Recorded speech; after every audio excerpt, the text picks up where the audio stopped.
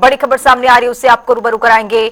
पटना में लूट के बाद युवक पर फायरिंग देखी गई है। अपराधियों ने गाड़ी चलाने वाले युवक से लूट की है। लूट के बाद अपराधियों ने फायरिंग भी की है। युवक से हथियार के बल पर 400 रुपए मोबाइल लूटे हैं और फायरिंग में बाल बाल युवक बचा है। मंत्री अशोक चौधरी के आवास के पास ये घटना घटी है। घटना को लेकर तेजस्वी यादव का सरकार पर हमला देखा गया है। उन्होंने लिखा है कि मेरे आवास के बाहर गोलियां चली या चलवाई गई। तो तेजस्वी यादव ने अब सवाल पूछ लिया है सरकार से और तेजस्वी यादव ने तंज भी कसा है।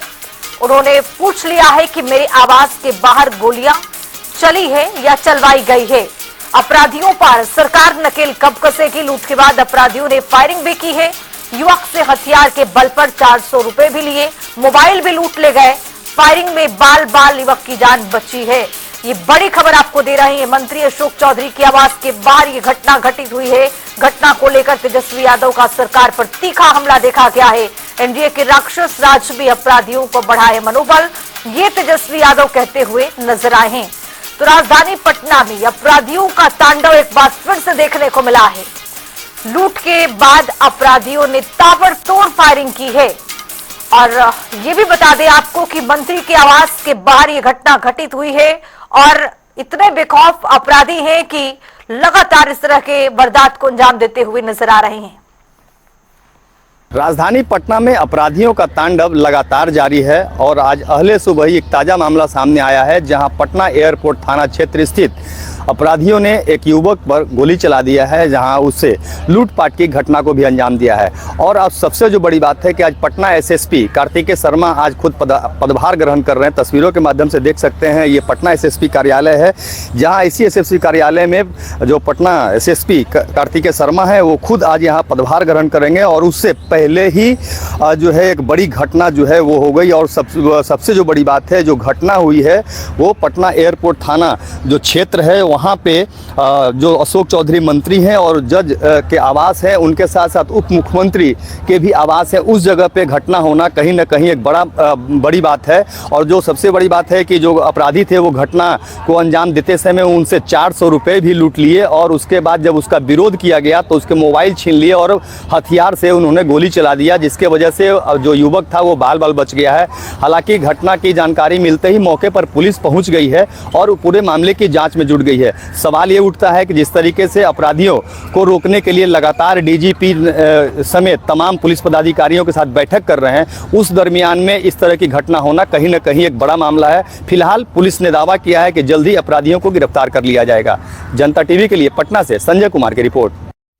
तो इसी खबर पर ज्यादा जानकारी के साथ संतोष राज पांडे स्टेट हेड हमारे साथ जुड़ चुके हैं। तो संतोष पांडे जी, जिस तरह से राजधानी पटना में बेखौफ अपराधी लगातार घूम रहे हैं, 400 रुपए की भी लूटपाट की जाती है, ताबड़तोड़ फायरिंग की जाती है और लगातार वहां पर मंत्रियों के आवास भी हैं। अब इसी पर तेजस्वी यादव ने सवाल पूछ लिया है कि गोलियां चली है या चलवाई गई हैं, क्या इसको लेकर जानकारी? जी देखिए, बिहार में वैसे भी अपराध अब नासूर बनता जा रहा है और खासकर आज सुबह ये जो घटना हुई है, पहली बार की घटना नहीं है। उस इलाके में ऐसी कई घटनाएं हो चुकी हैं और इसको लेके बार बार विपक्ष ने मुद्दा भी बनाया है। लेकिन आज जिस तरीके से अपराधियों ने घटना को अंजाम दिया, हम बता दें कि सबसे वीआईपी इलाका ये माना जाता है और सुरक्षा को लेके वहां बेहतर इंतजाम भी रहते हैं, क्योंकि कई बड़े बड़े मंत्री, यहाँ तक कि विपक्ष के नेता, मुख्यमंत्री, सारे लोगों का आवास उस इर्द गिर्द परिसर में है। उसके बावजूद भी उस इलाके में ऐसी अगर घटना हो रही है तो अंदाजा लगाया जा सकता है कि बिहार में अपराधी कितने बेखौफ होकर घूम रहे हैं। उन्हें कोई शासन प्रशासन का डर नहीं है। और सबसे बड़ी बात है कि आज पटना के नए एसएसपी ने पदभार संभाला और उसके ठीक पहले ही अपराधियों ने इस घटना को अंजाम दे दिया। तो यूं कहें कि जिस तरीके से लगातार डीजीपी यहाँ के बार बार दावा कर रहे हैं कि अपराध पर नकेल कस दिया जाएगा, उनका दावा बिल्कुल ही फेल्योर साबित हो रहा है। और इस बात को अगर विपक्ष मुद्दा बना के उठा रहा है तो निश्चित ही इसमें दम है। और जिस तरीके से तेजस्वी यादव ने ट्वीट किया है और इस बात को कहा है कि अपराधी बेलगाम होकर घूम रहे हैं और सरकार इस पर कोई ध्यान नहीं दे रही है, सरकार की इन पर बंदिशें समाप्त हो चुकी है।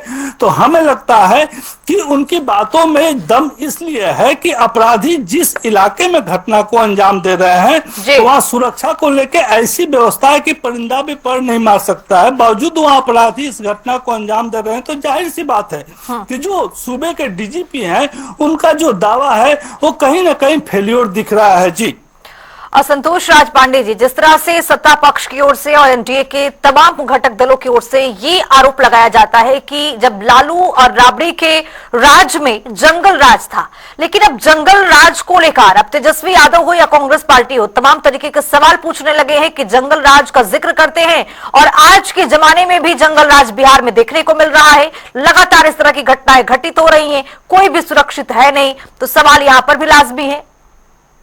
जी बिल्कुल सही आपने कहा। जो 2 दशक पहले जो बिहार की स्थिति थी, जंगल राज था, इसको अगर कुछ देर के लिए सही भी माना जा रहा है तो इन 2 दशक में जो सरकार ने काम किया और पुनः वही स्थिति लौट रही है, तो जाहिर सी बात है कि विपक्ष इसे छोड़ेगा नहीं। हालांकि सत्ता पक्ष के लोग जो है बार बार बचाव कर रहे हैं और इस मुद्दा को जब भी उठाया जाता है वो सीधे जंगल राज की याद दिलाते हैं कि लालू यादव के शासन काल में जो जंगल राज था उससे तो कम है ना।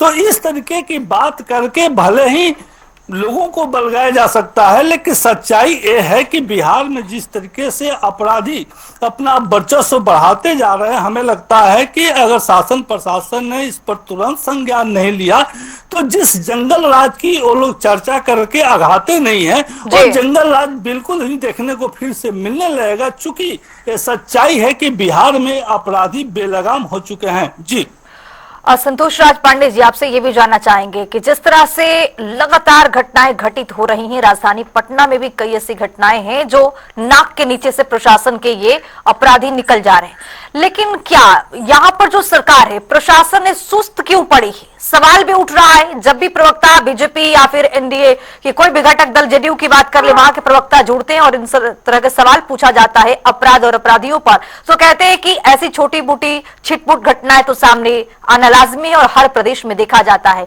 लेकिन क्या यही कारण है कि शासन प्रशासन जो है वो सुस्त पड़ी है और इसी का फायदा जो अपराधी हैं वो उठा रहे हैं? जी बिल्कुल, आपने बहुत ही गंभीर सवाल उठाया और इस सवाल के पीछे सच्चाई ये है कि सूबे के जो मुख्यमंत्री हैं पहले छोटी छोटी मुद्दों पर वो जो है निगाह रखते थे, तुरंत सवाल उठा देते थे अधिकारियों से कि ऐसा क्यों और कैसे हुआ।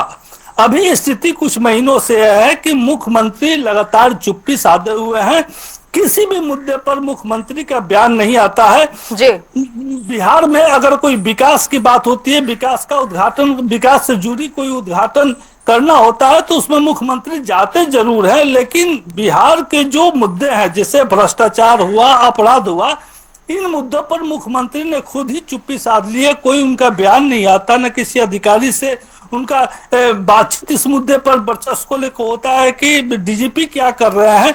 तो सवाल ये है कि अगर सरकार धीरे धीरे जब कमजोर पड़ने लगेगी तो ऐसी स्थिति आनी है और वो स्थिति अब दिखने लगी है। जिस तरीके से विपक्ष भ्रष्टाचार और अपराध की बात करता है, इसमें कहीं से जो है दो राय नहीं है कि अपराध और भ्रष्टाचार अब बिहार में धीरे धीरे बढ़ता जा रहा है।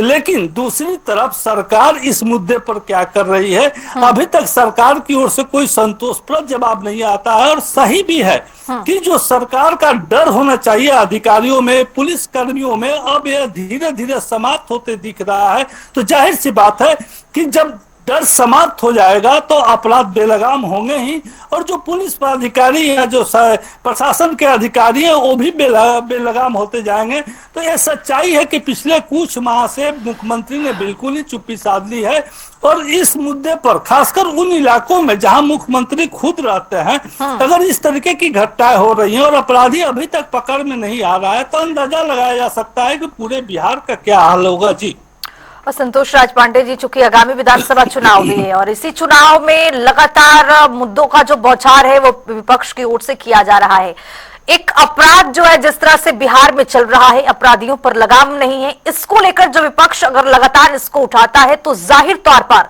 एनडीए के घटक दलों को और खासकर जेडीयू को बहुत बड़ा नुकसान उठाना पड़ेगा।